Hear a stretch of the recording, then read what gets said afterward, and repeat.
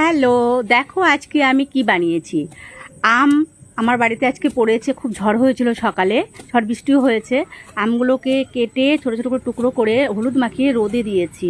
আর এই একটা দেখো ছোট্ট একটা নেটের ঝুড়ি, এটা দিয়ে আমি ঢাকা দিচ্ছি, ওপর থেকে যেন কিছু না পড়ে। আর এই দেখো এটা হচ্ছে পাউডার করেছি মিক্সচারে, পরে বলছি কী কী দেওয়া আছে। এ দেখো কড়াইটা বসিয়েছি, কড়াইটা গরম করে নিলাম। এবার দেখো সর্ষের তেল দিয়ে দিয়েছি কিছুটা, দেওয়ার পরে দেখো নাড়াচাড়া করে তো গরম হলো, ভালো করে গরম হয়েছে। এবার দেখো জিরা ফোড়ন দিলাম, এরপর তেজপাতাটা আমি ধুয়ে রেখেছিলাম, ধুয়ে এই দেখো ফোড়নে দিয়ে দিলাম। এবার কটা শুকনো লঙ্কা দেবো, শুকনো লঙ্কাগুলো দিয়ে এইবার খুন্তি দিয়ে নাড়াচাড়া করব, আস্তে আস্তে নাড়াচাড়া করে দেখো মশলাগুলো আমি সব দিয়ে দিলাম।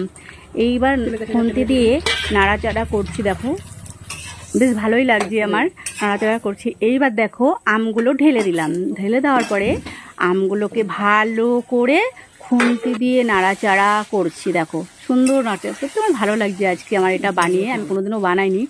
আর মশলা যে করেছি আমি তোমার ওটার মধ্যে জিরা দিয়েছি, ধনে দিয়েছি, মৌরি দিয়েছি, তারপর মেথি দিয়েছি, সর্ষে দিয়েছি।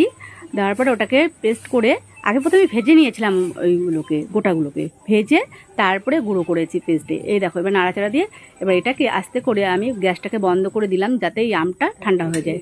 এবার দেখো একটা বয়ম নিয়েছি, বয়মের মধ্যে রাখবো। এবার আমটাকে ভালো করে নাড়াচাড়া দিয়ে নিলাম, ঠান্ডা হয়েছে তো, মশলাগুলো দেখতেও সুন্দর লাগছে আমার কাছে, তোমাদের কাছে কেমন লাগছে আমি জানি না। এবার আস্তে আস্তে আমি খুন্তি দিয়ে বয়মের মধ্যে ভরে রাখছি। এবার এটা পুরো এর মধ্যে ভরা হয়ে গেলে তারপর আমি কালকে এগুলো রোদে দিয়ে দেবো।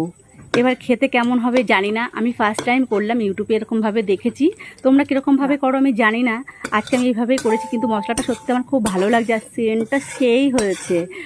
আর আস্তে আস্তে আর কি বলবো, দেখো বয়মটাও ভরে গেছে, দেখতেও আমার ভালো লাগছে। আর কে কে খেতে চাও চলে আসতে পারো আমাদের বাড়িতে। Tata, by.